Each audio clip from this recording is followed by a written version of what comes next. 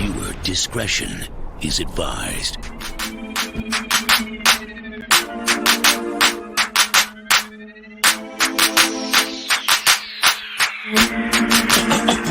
If you feeling like a pimp,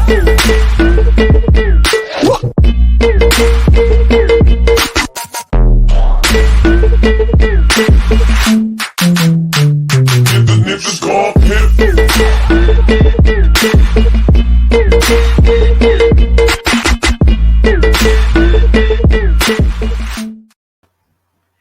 Howdy, howdy, howdy.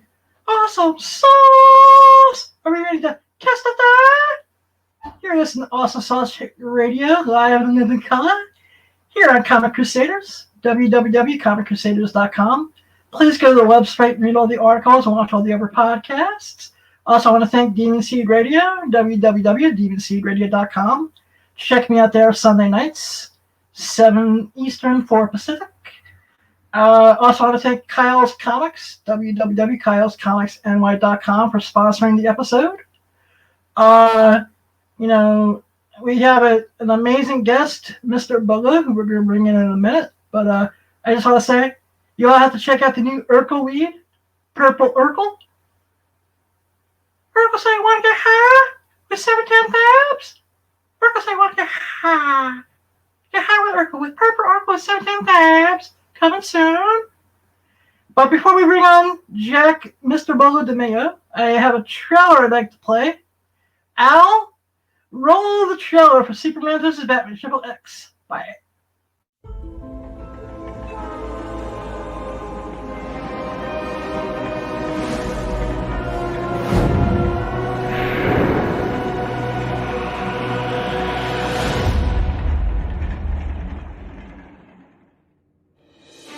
I want you to remember this moment, Clark. Through all the years to come.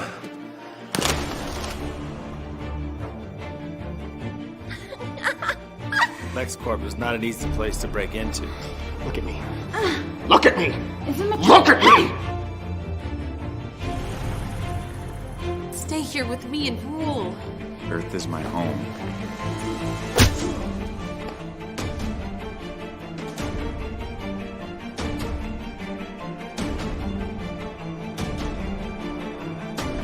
Enough! You're kidding, right?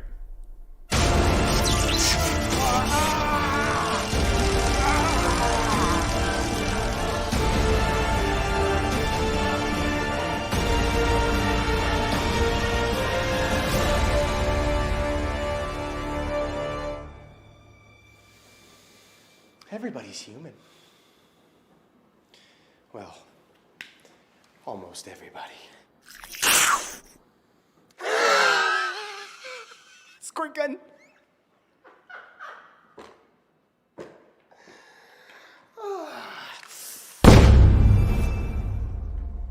Real gun.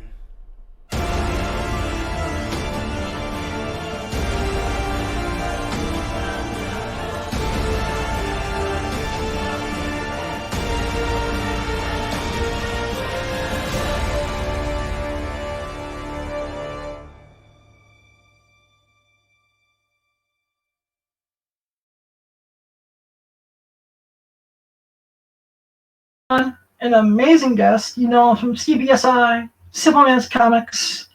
He writes for Frankie's Comics. Mr. Bolo DeMayoand, how you doing? What's going on, Adam, man? I'm real happy to be here, brother. Yeah, thank you for coming on. So, how did you get into comics?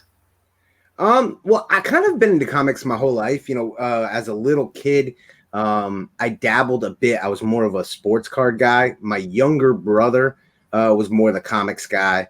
But I dabbled. I was into Darkhawk. I was into Punisher.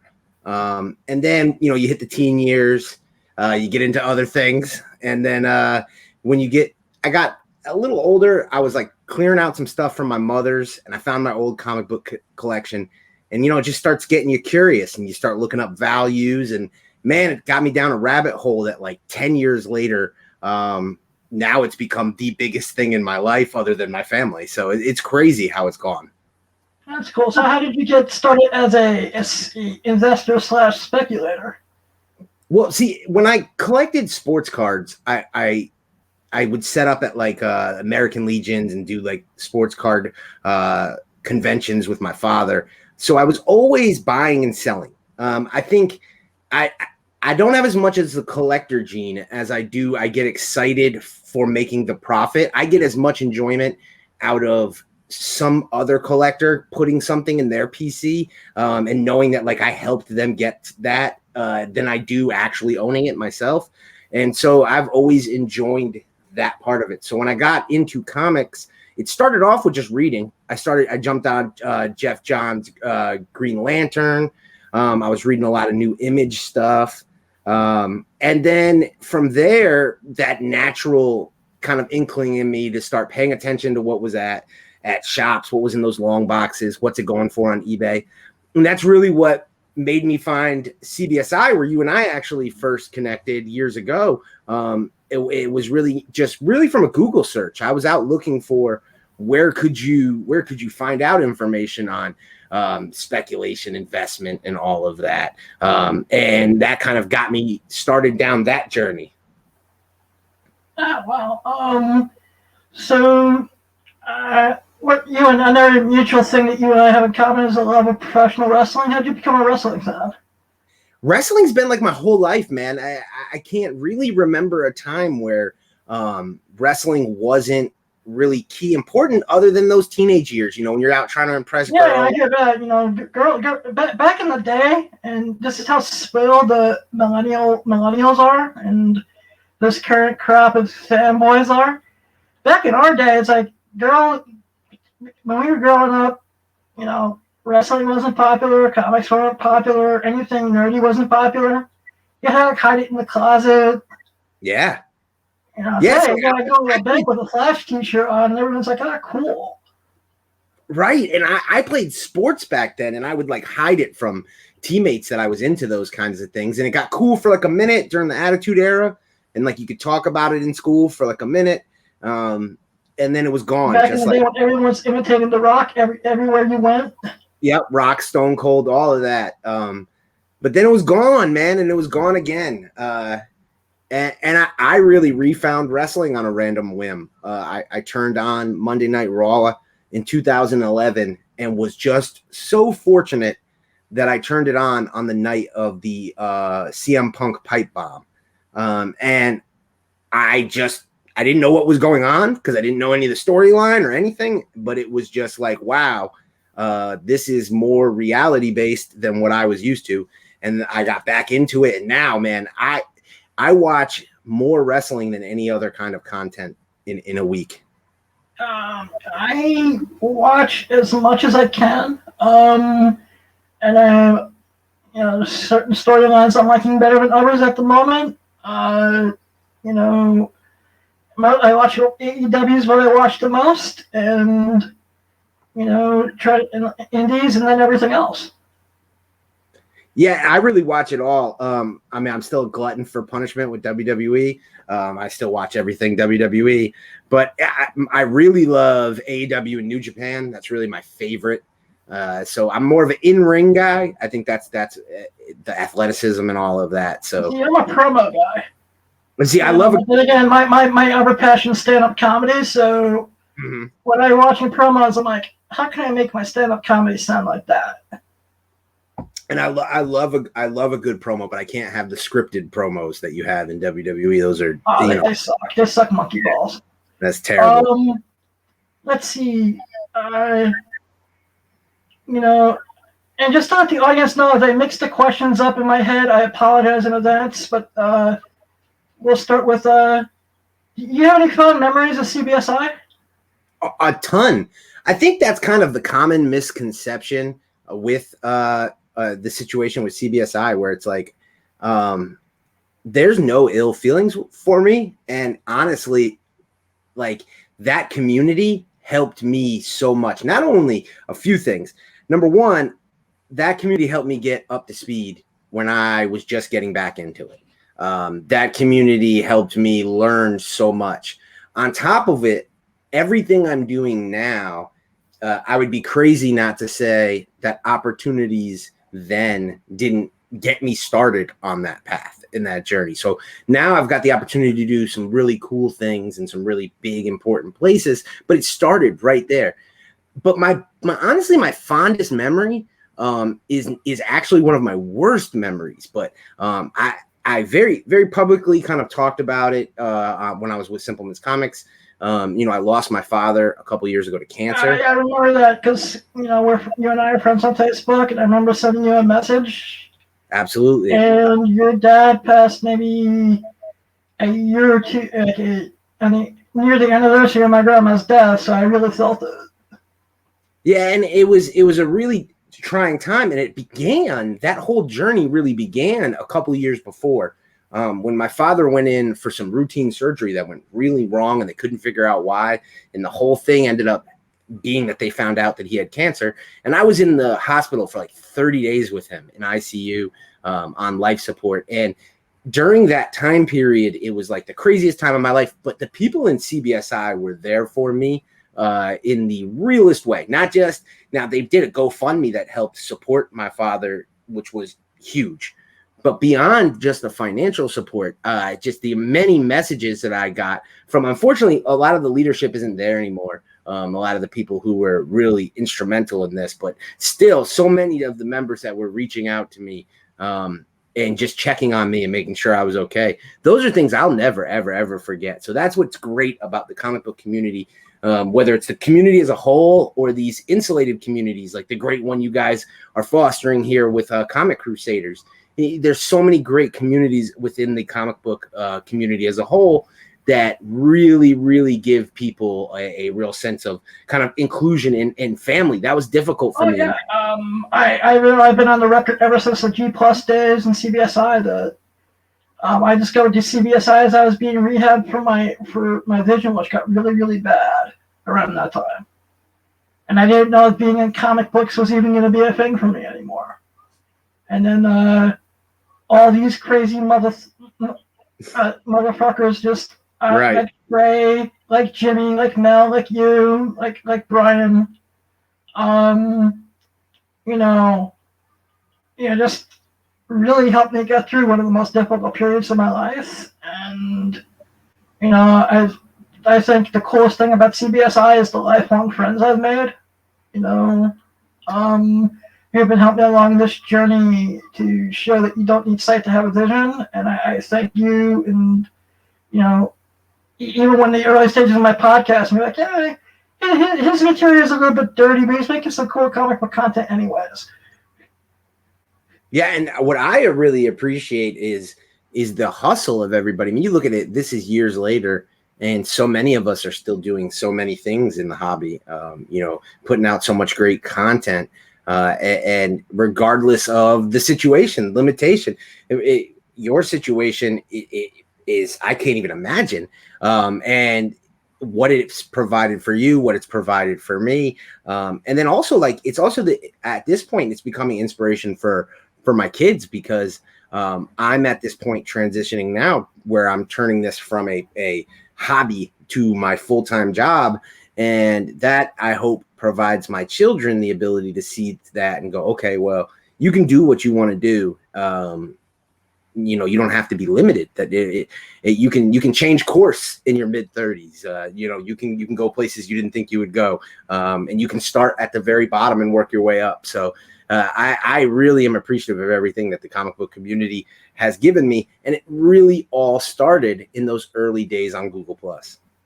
Mm-hmm. You worked with, and this next question goes out to Tessa is a Nerd over on YouTube. Check out Tessa is a Nerd. She's really, really cute. Has great haul videos. But Tessa, really? Fire Guy Ryan? He's fucking cute? Really? He's hot? What the actual fuck, Tessa? Check out Tessa is a Nerd. Fire Guy Ryan is a dork. He's probably never seen this penis. But I digress. So, you worked with Comic Tom. What was that like, and what made you guys eventually split? Honestly, working with Tom was honestly a pleasure. Tom and I have always gotten along when it's one-on-one Tom and I. the difficult thing, there were some difficulties in working with Tom, which is that this isn't really exclusive to Tom. I think this is something that I've found out working in comic book content, no matter what. When you have two different entities working together, they're not always working in kind of concert. They have different goals, different things that they're kind of trying to achieve. So when I first approached Tom, it was because Brian Wood showed me a video of Tom and said, look what this guy's doing. The thing that people don't understand is he was already doing the CBSI top 10, no permission, nor does he need permission. That's the way YouTube is. Like, you can react to anything. Oh, yeah. So he was reacting to the top 10, and he was already doing it, and he had 1,000 followers. And what I could see in him was I could project where he has gone. I could see that what he had talent-wise and his ability to connect with an audience. And so we had kind of some discussions, and I had the idea, and I had the support of the higher ups in CBSI to kind of reach an agreement where Tom would continue to do the list the same way he was doing it. The only difference is we would give him the list slightly earlier. And when I say slightly, it means really like 12 hours earlier. So he could get out the list, his video closer to the time of the release of the list. Because there was a time when I was, I would just CBS top 10. I'll just wait for Tom's video to come out. And I think that sentiment is what hurt the relationship a lot. And I don't blame you for it. I think that's what a lot of people. It's a digital thing. Whenever I just have someone read it to me, then I don't know if you can hear the computer voice on my computer. I'd rather have Tom read something than listen to a text reader. So, and that certainly is a very personal to you situation, but I think that a lot of people had a very similar sentiment. And I think that even though I can't really speak to the numbers on whether or not like the clicks went down on the site, I really didn't focus on that. I don't think that it did, but I can't really speak to that. So I don't want to say that. What I can say is I think that there was tension growing when there was a perception in the marketplace. Is this Tom's list or is this CBSI's list? Now, a lot of this was overblown. It wasn't really one entity or another. And it's kind of one of those things when there's not communication. I really think looking back on it, I put a lot of this on myself. The biggest mistake that I made was that we needed to have more transparency and openness in the relationship. I was the go-between. So I was trying to balance both sides and try to keep both sides happy. And in the end, I couldn't keep either of them happy. And I got put in a really crappy position where eventually when he did the Key Collector sponsorship, which was that the straw that broke the camel's back? It was definitely the straw. And it wasn't that he did the sponsorship because he had the right to do whatever he wanted to do. CBSI wasn't paying him money, so he had the right to go get money wherever he wanted to get. I'm not going to begrudge him that. The issue was like he announced the sponsorship on the CBSI video. It's very confusing to the branding. There wasn't a conversation beforehand. And it wasn't the first time that there was an issue with like some of the stipulations that CBSI wanted. Like the biggest one was around Ben, the writer Stein. We really wanted Ben Stein to get more focus. People in CBSI didn't feel like he was getting that. It was tough for me because I would talk to Tom and Tom would always be like, yeah, we're going to do that. And then it wouldn't necessarily come the way that we had hoped. But also, like, there was difficulty getting Tom the list on time. It was always getting to him late. So I think he was rushing. So I can kind of see both sides of it. In the end, like I say, I look at it and go, I took on way too much trying to manage these two relationships. It was difficult. It was a lot of hard to go between two different organizations who don't see eye to eye. Especially, years later, I still. And I don't know why people have such a hate on for Tom. Comic Tom, behind the scenes, is a wonderful human being. His passion for comics is true. And I don't think he's ever tried to manipulate the market. That's a bunch of bullshit. I don't understand the hate for him. I think the biggest mistake is everybody tries to compare everybody to each other. So they expect, like, I hear a lot of criticisms about Tom, and they're trying to compare him to something that he's not. Like, he didn't come up in like the speculation, like investment. That's not his forte. That's not his like main thing.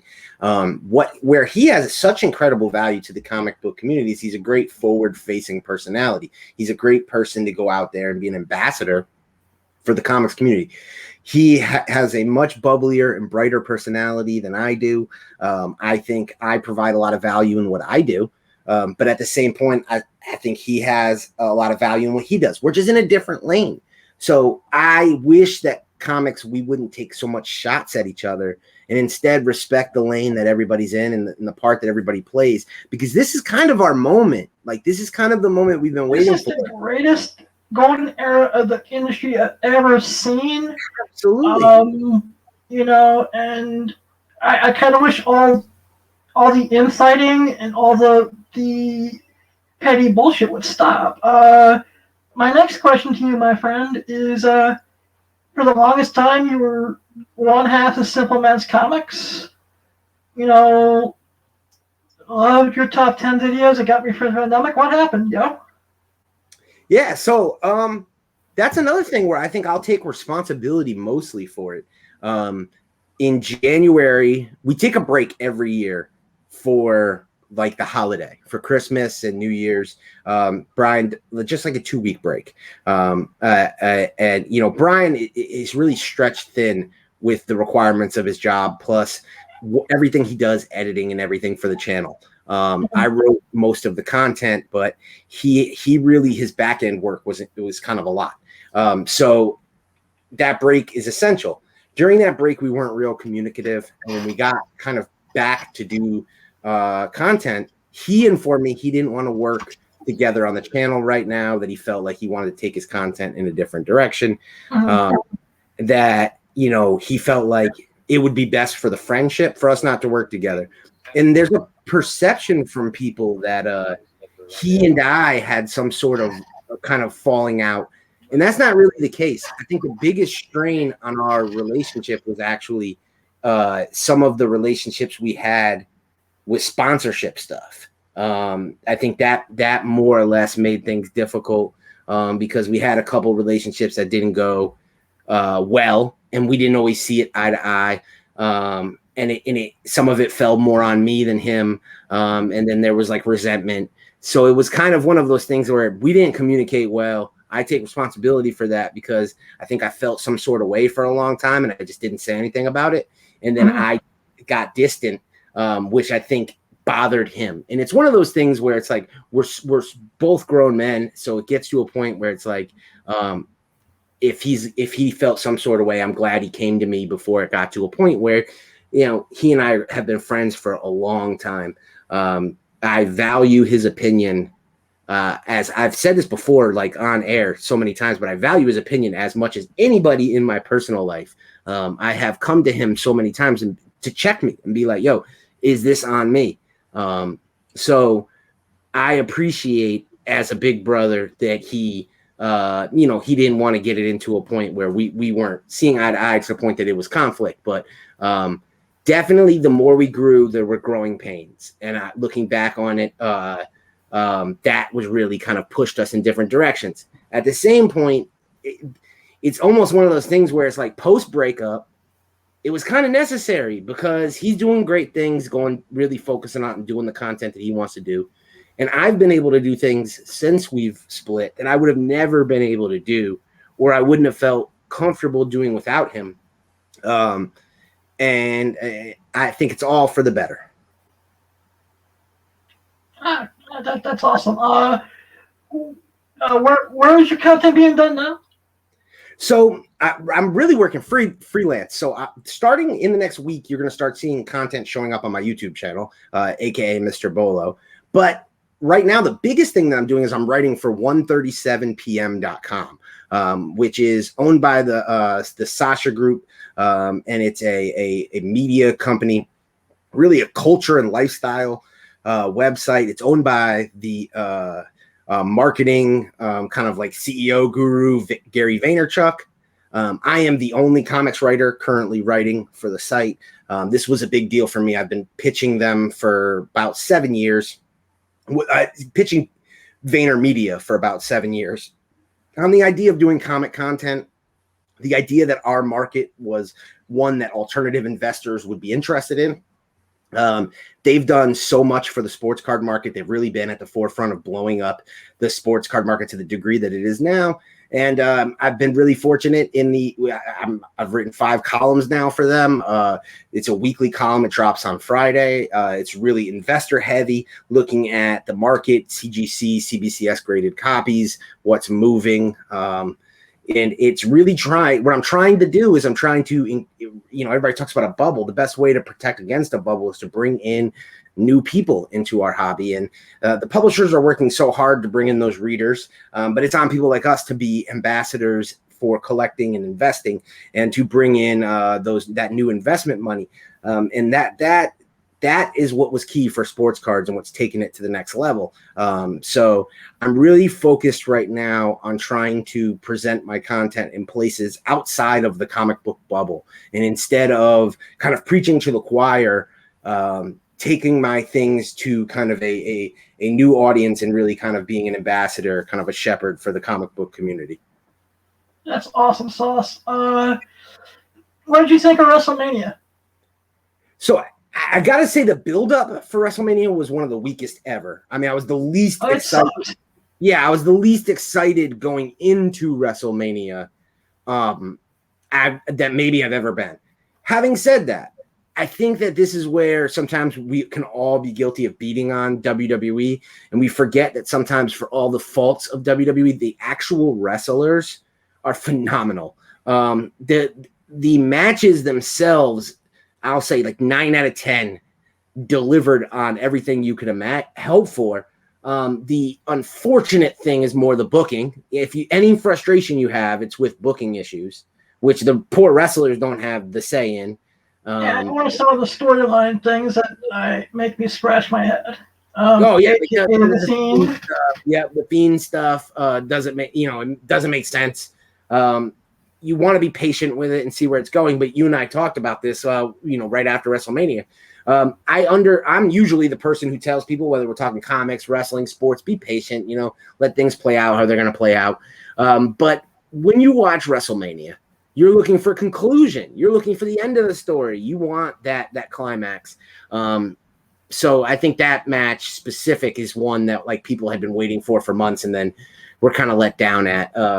I think the situation with Edge being the Royal Rumble winner and then throwing in a 3-way and then losing is kind of pointless. Like it didn't really seem like then why give him a Rumble win? I don't know. And then have him go the whole distance in the Royal Rumble just to lose. Like I said, I think my favorite match may have been Big Bunny and The Miz and Morrison. And that's an example of a match where like I think a lot of people went in there with low expectations. So Bad Bunny performing as a celebrity and performing well, and then like Miz and Morrison are pros. Like they're entertaining and funny. They're always good. So yeah, that match was really delivered. I think that match surprised a lot of people. Then there were a few matches like that match really impressed people. I think Bianca Belair and Sasha Banks certainly did that for a lot of people. Apollo Crews and Big E, people didn't necessarily like the finish. But I think Big E is destined for bigger things. So I think this is good for Apollo to kind of give him. I'd like to see Big E get the strap eventually. Yeah, I want him to take the world title. So I was fine with him losing the Intercontinental title if it makes Apollo a bigger thing. That Wakanda accent kills me, but yeah, I know. But it's still I like his character, and I like them adding kind of the African soldier side, the heavy muscle sidekick. That was really cool. So it kind of rounds out the gimmick, and it's authentic with both of them, both hailing from Africa. So it's definitely it's definitely a cool look. Hey Al, bring up the Red Skull stuff, please. Thank you. Last week, Captain America 28 dropped, and I need to buy Ta-Nehisi Coates a beer at Comic-Con when they come back for this. But he made the Red Skull basically be YouTuber Jordan Peterson. Before I go off the cuff, what are your thoughts on this? It's funny because I wonder how much Marvel would even have been aware of what he was doing. I think that this kind of like slipped past the radar, but these are the kind of things that I find really fascinating in comics, because if you go through the history of comics, writers have been able to get these kinds of, whether you see political or social kind of jabs and kind of commentary in their work. There's a great history of it. I know that there's a lot of controversy. People feel some sort of way about it.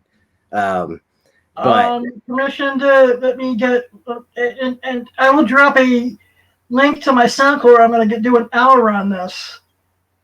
But Jordan Peterson, screw you. You're getting what you deserve, and I think your YouTube channel is total bullshit. If you're a self-help guru, then I'm a rocket scientist, you sanctimonious, self-righteous son of a bitch. I'm done, at least for now. At least for now, right? Yeah. Why did they make me a super Nazi? Maybe it's because you're on YouTube telling young women and young people that having a career is nothing but an illusion, you jackass. I'm sorry, Jack. You're good, brother. I love it. But that's the thing, that's the great thing, is like controversy over the history of comics has always sold. It's one of those things. It becomes a marker in time. I love Ta-Nehisi Coates as a writer in comics. I think that has been an underappreciated get for the comics community. His cap run has been great. I don't think people realize that aside from comics, like he is kind of like one of the voices of this generation. Certainly for people of color, but I really think he's one of the voices that like historically people are going to come back to like tell the stories of this time. And the fact that we in the comic community have gotten him to like write really cool Captain America and Black Panther stories, I think that's awesome. I have to start reading it. I'm going to have to go back and read his Black Panther and trade, but I've been reading Captain America since issue 1. And I put it up there with, it's been the best since Ed Brubaker. No, I'm totally a fan. I know people, he's again another one who can split people kind of depending on your belief system, but I'm a huge fan. Let's see. Earlier, before I brought you in, I played the Superman vs. Batman Triple X trailer, directed by the legendary Axel Braun. Clea Valentine as Harley Quinn. Tommy Pistol as the Joker. How you all doing? Love you guys. As a comic book fan, what did you think? Well, first off, yeah, you sent me that the other day. And when I clicked it, I didn't know what to expect. I am blown away. It's been a long time since I have seen the Triple X parody stuff. I had the quality blew me away. It's better than what you see out of most of like the kind of like the YouTube fan movies. Yeah. Really impressive. Oh yeah, and like I said, the thing that caught me with that particular trailer was they open up with a reference right from The Dark Knight Returns. Well, see, that's another thing is I think if I was watching that film for adult entertainment, I would be my nerd self would be getting distracted. Oh no. The cool thing what he does with everyone, I know he does it on DVD, and I know if you pull it on YouTube, you can find them. He has one version with all the sex scenes in it, and then he has one version that's just the movie. That's fun. He always does a double DVD. Smart guy, because the funniest thing about it is like you can tell he's a comic book fan. So you can tell. He actually managed the comic book shop when he was first getting started making films. He also worked for Sotheby's Auction House and handled all the comic book auctions back in the day. Cool. You know, he is a major fanboy. Yeah, I mean, you can see it, and you can see it reflected in the work. Mm-hmm. Yeah, man. So, like I said, one of my professional goals is to one day work with them on something, preferably something Daredevil related. Keep speaking it into existence, brother. You know what I mean. You make it happen. Oh yeah. You know, what are your thoughts on AEW?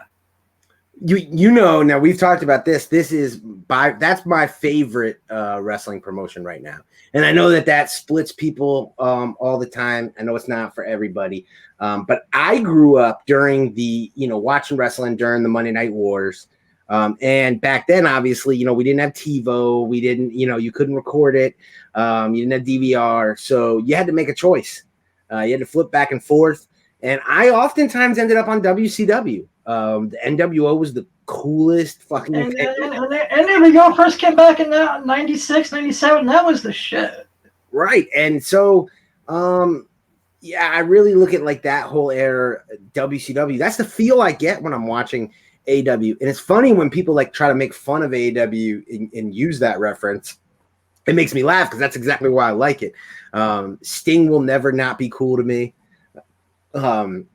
I love the way they use like legends like the Big Show and Christian and make them seem. You know who I love the way they use the most is Taz.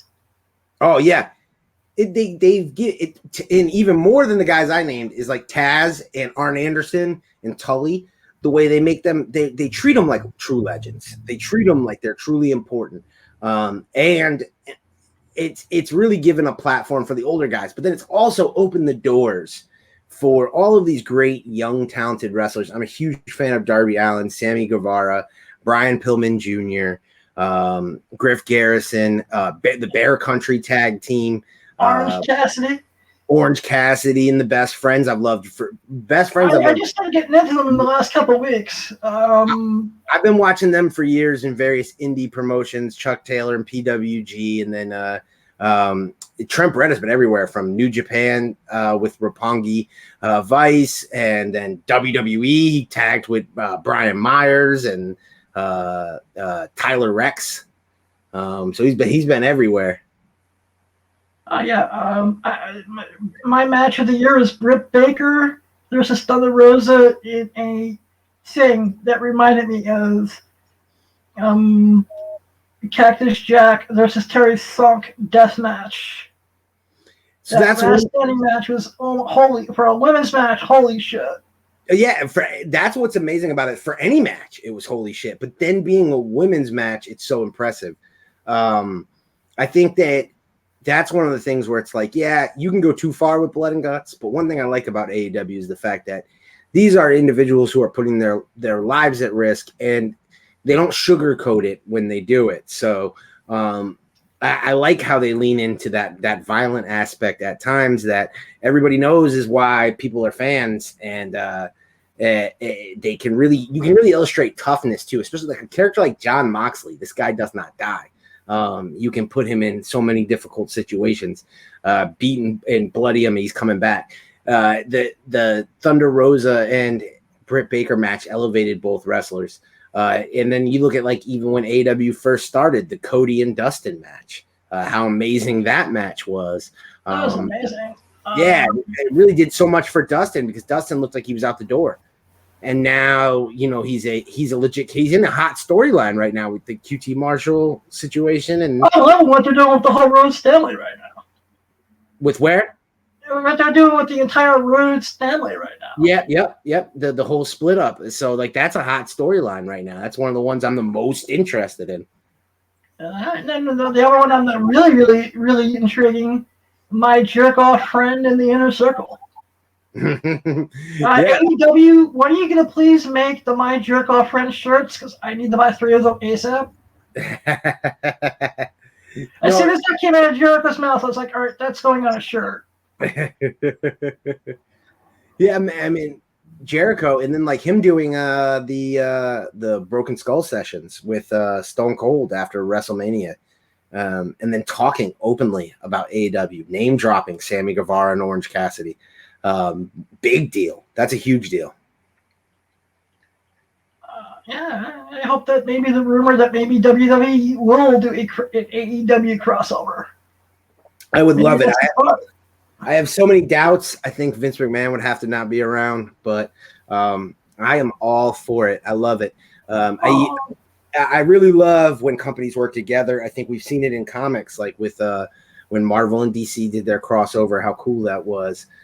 Even on a smaller scale, Skybound Comics has a live sale that they do, Comics Vault Live, big live sale drop. They drop exclusive product, graded CGC comics, and they're doing a crossover. They're doing an exclusive variant for Magic the Gathering. Yeah, So I heard about that. Awesome.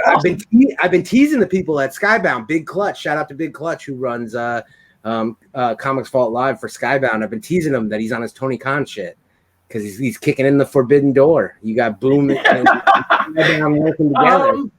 Let's see. The only thing I would like to actually do the Tony Khan forbidden door is I want to pitch a division for handicapped wrestlers.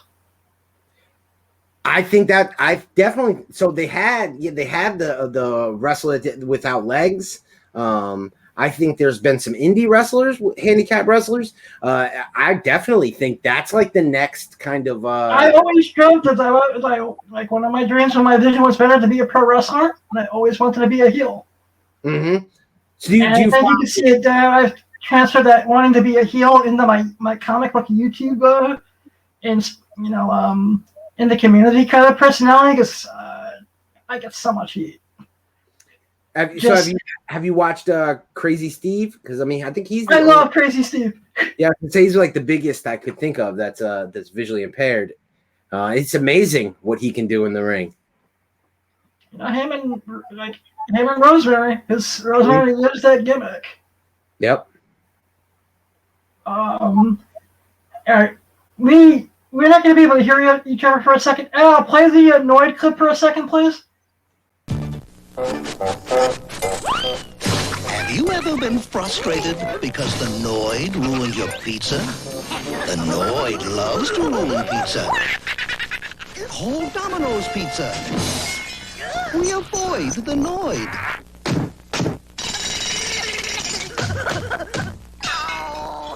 We keep the Noid out and all this quality in. Taste the quality. Domino's Pizza delivers in less than 30 minutes. Jack, can you hear me? Yep. Better chain pizza restaurant, Domino's or Pizza Hut? I am a Pizza Hut guy. Grew up a Pizza Hut guy. Yeah, same here. I was trying to find the Teenage Mutant Ninja Turtles, out of their Shell Tour commercial, but I couldn't find it, so I used that instead. What was in the world was better than that Pizza Hut buffet back in the day? I don't even know if they still really have that going. No. They claim there's one by my parents' house that claims they have it, but every time I go there was someone that's never. We're not doing it anymore. You're too late. Yeah, we had one by my house that was the same way, where it was like they were only doing the buffet for like an hour and a half, 2 hours a day. You got to catch it in that window. It's like, okay, you need to run this more than 2 hours a day, dude.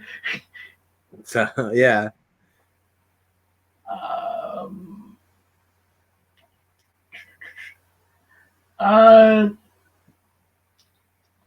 Just forgive me because I lost my cheat sheet. So, like I said, I apologize to everyone if these questions come up out of order from here on in. But if Al can bring up the image of Scooby-Doo and then the image of the Rugrats afterwards, that would be great.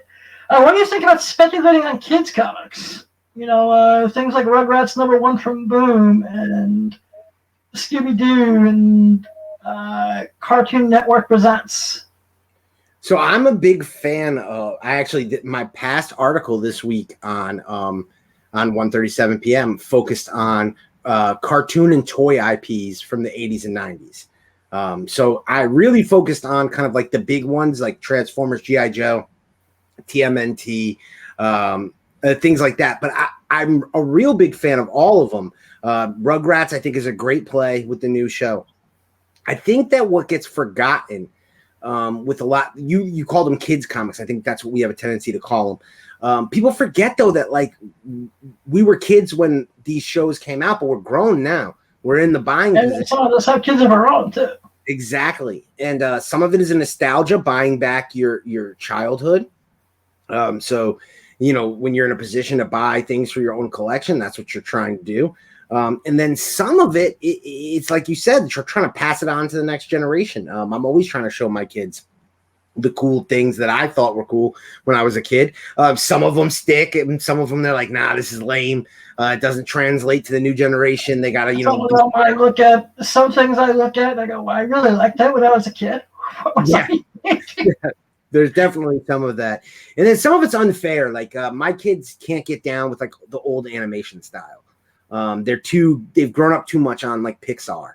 So it's like if you try to show, I think that's why like Into the Spider-Verse was a big win, because it kind of met them where they were comfortable. I think that the difficulty with trying to show my kids some of like the 80s cartoons that I thought were really cool, that old animation style wasn't flying for them.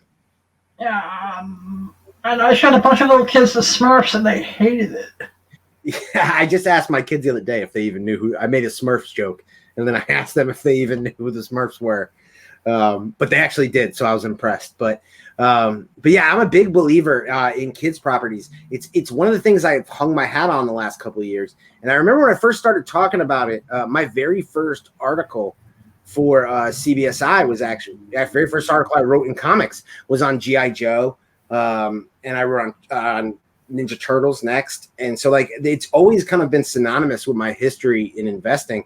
It's great to see it finally kind of getting its due, but I kind of knew that it would as the generation kind of got older and into that position where it was no longer looked at as like this kid thing, and now it's a vintage thing. And there's not. The thing about kids books is they end up in the hands of kids, and the amount of like mint copies that end up sitting out there. It's sad. Especially like Powerpuff Girls issues, for example. Yep. I try finding something over an 8 or an 8.5. Or like Teen Titans Go. Kids now are being raised on Teen Titans Go, and I think that's babysitting. We're 10 years away from that kind of like the first Teen Titans Go kids kind of becoming grown adults with solid jobs and expendable income. And when they hit that point, they're going to go back and want those older Teen Titans Go issues. And man, they are not available on the secondary market. And when they are not in high grade. So that, you got to have a long-term eye to see stuff like that. The cartoon stuff, Powerpuff Girls, Dexter, yep. Johnny Bravo. I watched Bird Girl, and the first thing I did is let me Google to see what Birdman comics are going to be picking up. Cartoon Network, the big thing is what happens with Powerpuff Girls. I think action CW crap. But here's the thing. The CW gets a lot of eyeballs. It got a lot of attention. It worked very, very, very well in the beginning for Marvel or for DC, but it just doesn't work for DC. So DC is now moving their stuff to HBO Max. That's the proper place for DC content. Having said that, I think when you look at like something like Cartoon Network, where it's a struggle, they haven't had live action stuff. That hasn't been what they've done. I think they could easily kind of step into the role that the Arrowverse has taken, and it would be good for DC because they would elevate up to HBO Max. And I think it would also be good for Cartoon Network because, yes, Adam, I feel you, buddy. The Arrowverse hasn't delivered what all of us it's been entertaining television at times, but it hasn't turned ROI for investors certainly at all. Oh, exactly. But I do think if this Powerpuff Girls show takes off with Chloe Bennett, Dove Cameron's in it too. Dove Cameron, and they are popular actresses. If that show can take off, you could get a live action Dexter. You can get the brand extension across the Cartoon Network properties. I think that could be big. Oh, yeah. And they also brought Tom Kenny in to do the voice of the narrator. Yep. which I thought was great. What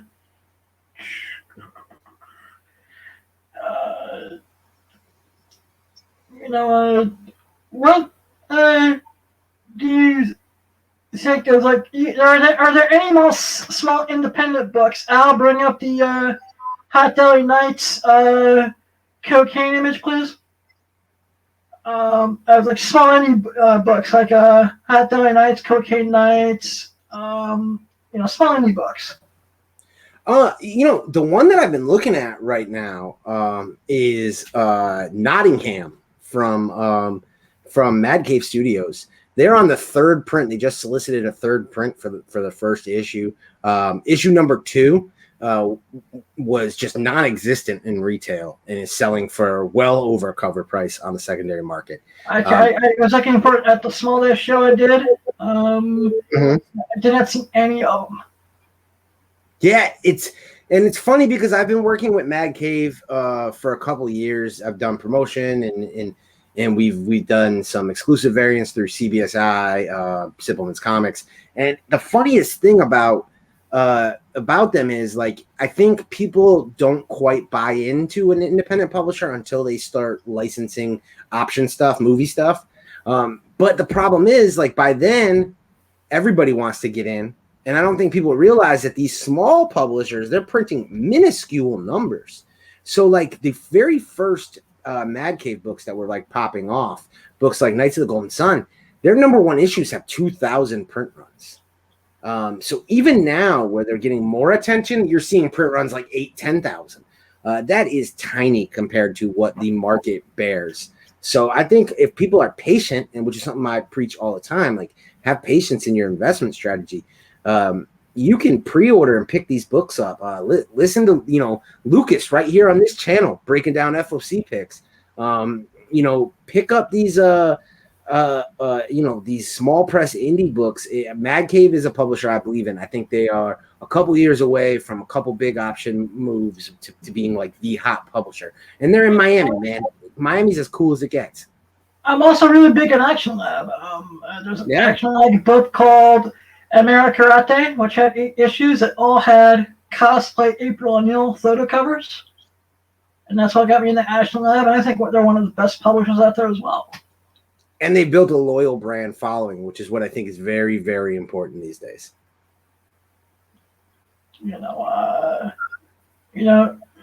Al, bring up the picture of me and that chick in the Spider-Man costume, please. Thank you.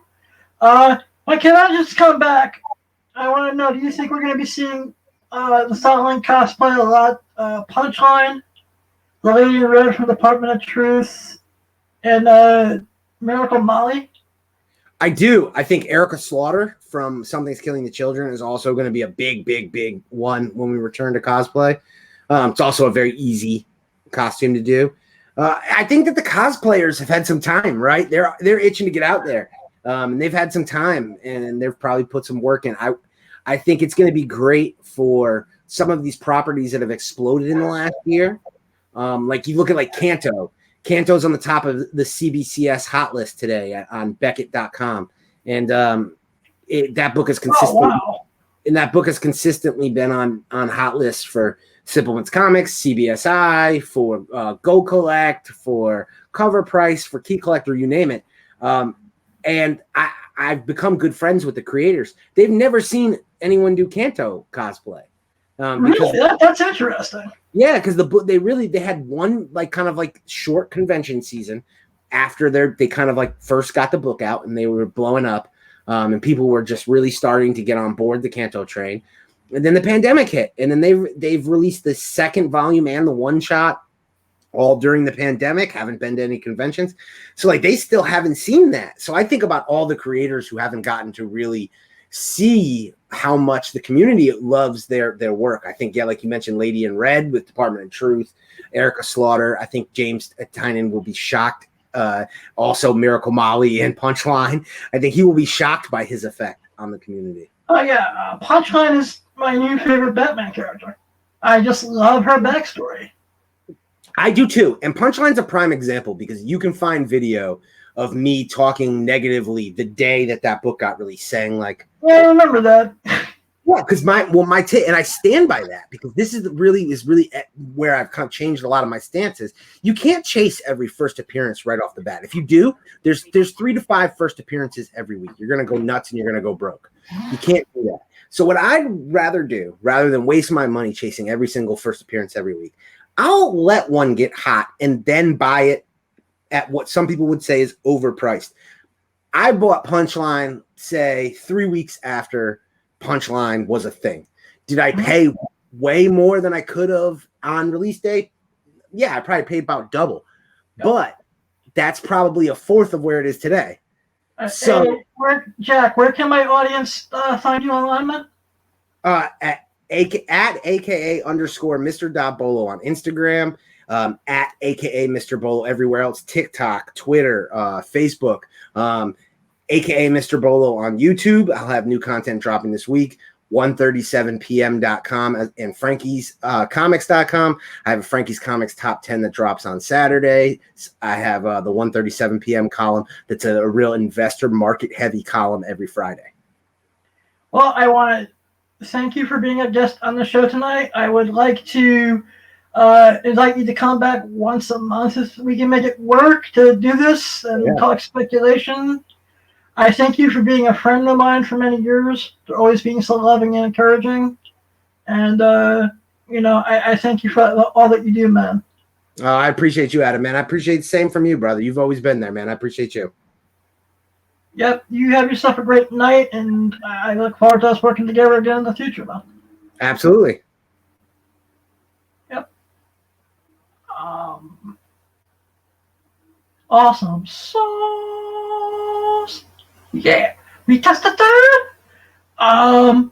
Please check out Comic Crusaders, www.comiccrusaders.com. Check out Demon Seed Radio, www.demonseedradio.com. I'd also like to thank my sponsor again for this episode, Kyle's Comics, www.kylescomicsny.com. He's also Kyle's Comics 01 on Instagram. They buy, they sell, they trade, they wheel, they deal. Boom, shaka, boom. Please remember, you don't need sight to have a vision. It's not what happens to you, it's what you do about it. This is America where the streets are paved with gold. You can nothing into something if you have a dollar, a dream, a will, a mind. Chase your dreams. If you have something you want to do in this life, you go do it. And you do it to the best. So that's the American way. That's all got paid and made. Oh, boom, shaka, keep your pants strong. Shalom. Use the force. Look at Tippy. Tippy a little hole.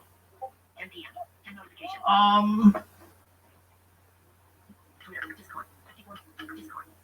54 minutes ago. Magic clear. 3 minutes ago.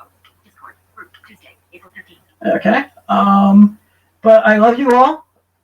Wash your hands. Wear your masks. Comic Crusaders trademark sign. Done. One more notification. Line out them out. Love you guys.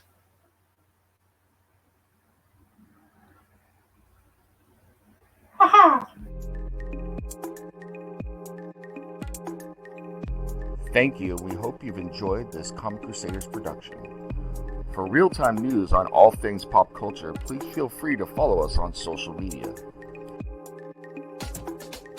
For articles, original content, merchandise, and more, please go to www.comiccrusaders.com.